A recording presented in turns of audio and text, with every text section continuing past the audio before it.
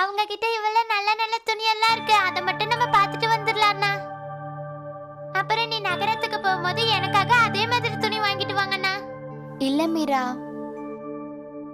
நம்ம கிட்ட இருக்க துணியே நல்லாதான் இருக்கு. நம்ம அங்க போய் அவங்களோட துணியை பார்க்க வேண்டிய அவசியம் எதுவுமே இல்லை. அவங்க துணியை போய் பார்த்தோம்னா அவங்களுக்கு கர்வம் வந்துடும், நம்மள அவமானப்படுத்துவாங்க. அதனாலதான் உன்னை அங்க போக வேணாம்னு சொல்றேன். அப்புறம் கேளு மீரா, உன் துணியை மாத்திட்டு நீ கீழே போய் சாப்பாடு சாப்பிட போ, சரியா?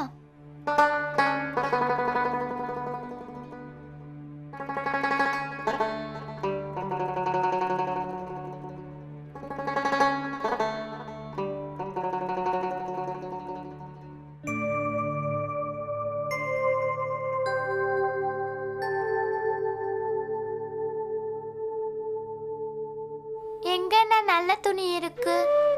நல்ல நல்ல துணியெல்லாம் அவங்க கிட்ட தான் இருக்கு. ரொம்ப நல்ல ஃப்ராக். அவங்க கிட்ட வேற என்னென்ன நல்ல துணியெல்லாம் இருக்கோ தெரியல.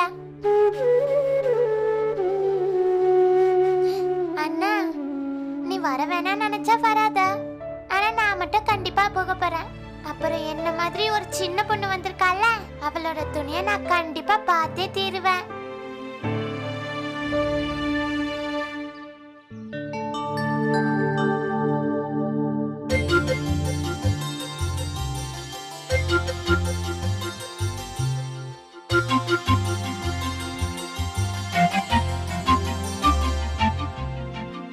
ஐ வாலுக்குட்டி, என்னாச்சு? நீ உன் முகத்தை சுளிக்கிறத பார்த்தா இந்த உலகத்தோட எல்லா முடிவுகளையும் நீதான் எடுக்கணும்னு பொறுப்பு உன்கிட்ட கொடுத்த மாதிரி இல்ல இருக்கு.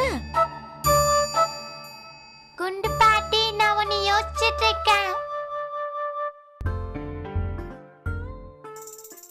சரிண்ணா, இப்ப பாண்டி வீட்டுக்கு நம்ம குண்டு பாட்டி செஞ்சுட்டு இருக்க இனிப்பு லசிய கொண்டு போய் கொடுக்கலாம், சரியா?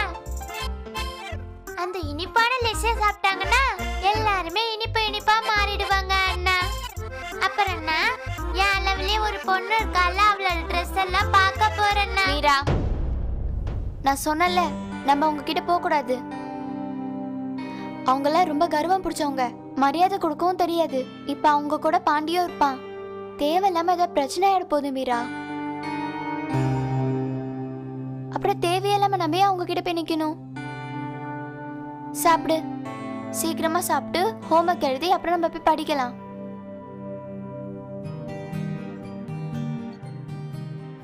அண்ணன் மறுபடியும் வேண்டான்னு சொல்லிட்டாரு. ஆனா எனக்கு அங்க போகணும்னு ரொம்ப ஆசையா இருக்கே. இப்ப நான் என்ன பண்றது? ஒருவேளை நான் அவளோட துணியை பார்க்க போகலைன்னா எனக்கு வயிறு வலிக்க ஆரம்பிச்சிடும்.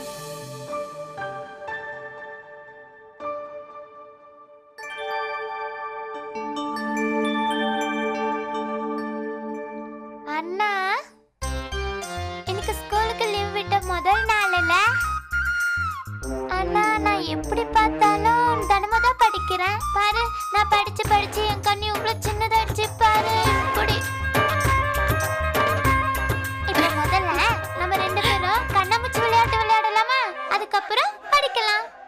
மீரா, இப்ப படிக்க கூடாதுன்றதுக்கு உனக்கு எத்தனை சாக்கு இருக்கு? நம்ம முதல்ல கொஞ்ச நேரம் விளையாட்டு அதுக்கப்புறமா படிக்கலாம். சரி, ரெண்டு பேரும் நல்லா கவனிங்க. லஸ்ஸி தயார் பண்ணிட்டேன், இந்த பாத்திரத்துல வச்சிருக்கேன், மறக்காம குடிக்கணும். சரி பாட்டி, நாங்க சாப்பிட்டதுக்கு அப்புறமா கண்ணாமூச்சி விளையாடுவோம். அதுக்கப்புறமா வந்து உங்க லஸ்ஸியை குடிச்சிட்டு படிக்க ஆரம்பிப்போம்.